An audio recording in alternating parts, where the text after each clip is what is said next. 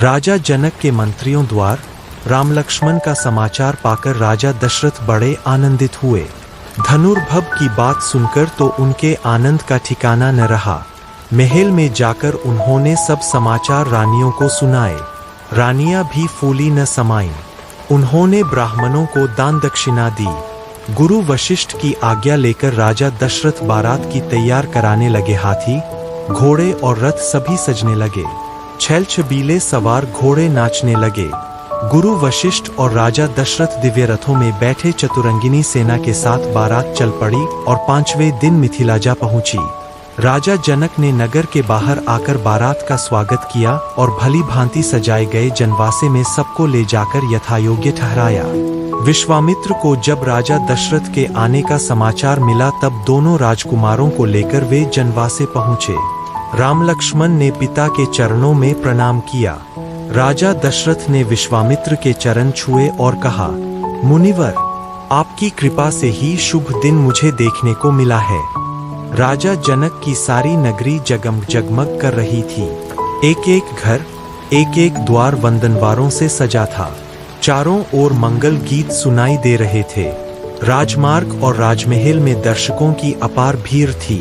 विवाह मंडप मणियों और हीरों के फूलपत्तों से सजा था। मणियों के बने भौरे और तरह तरह के पक्षी विवाह मंडप पर जड़े थे, जो हवा चलने से गूंजते कूजते थे। चारों राजकुमारों को लेकर गुरु वशिष्ठ के साथ महाराज दशरथ विवाह मंडप में पधारे। बहुमूल्य वस्त्रों और आभूषणों से सुसज्जित चारों राजकुमारियों को लेकर राजा जनक भी मंडप में आए। राजमहल की अनेक स्त्रियां भी सजकर विवाह देखने पहुंची। राजा जनक सीता को दिखाकर महाराज दशरथ से बोले, राजन, यह मेरी बड़ी बेटी सीता है, जो मुझे हल चलाते समय पृथ्वी से मिली थी। आपके वीर पुत्र श्रीराम ने मेरा प्रण पूरा कर इसे वरण करने का अधिकार प्राप्त किया है। यह मेरी दूसरी पुत्री उर्गिला है और ये दोनों कन्याएं मेरे छोटे भाई कुशध्वज की है। बड़ी का नाम मांडवी है और छोटी का श्रुतकीर्ति। मेरी इच्छा है कि सीता के विवाह के साथ इनका भी विवाह हो जाए।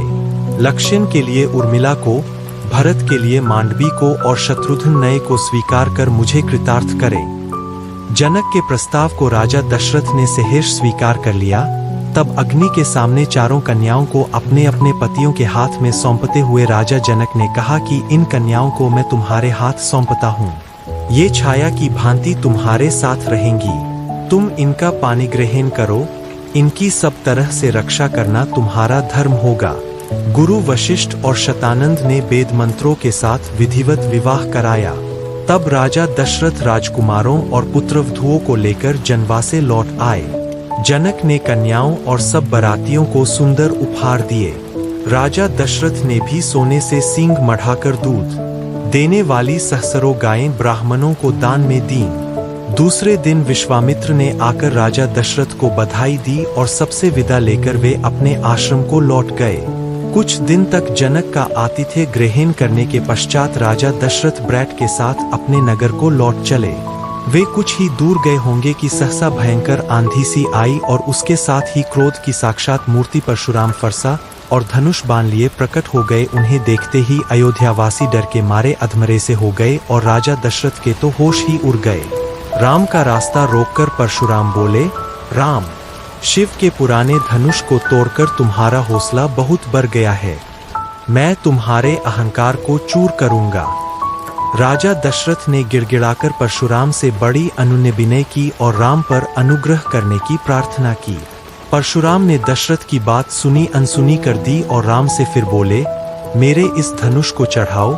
यदि न चढ़ा सके तो तुम तत्काल मेरे फरसे का आहार बनोगे। यह सुनते ही राजा दशरथ तो बेसुध होकर गिर पड़े।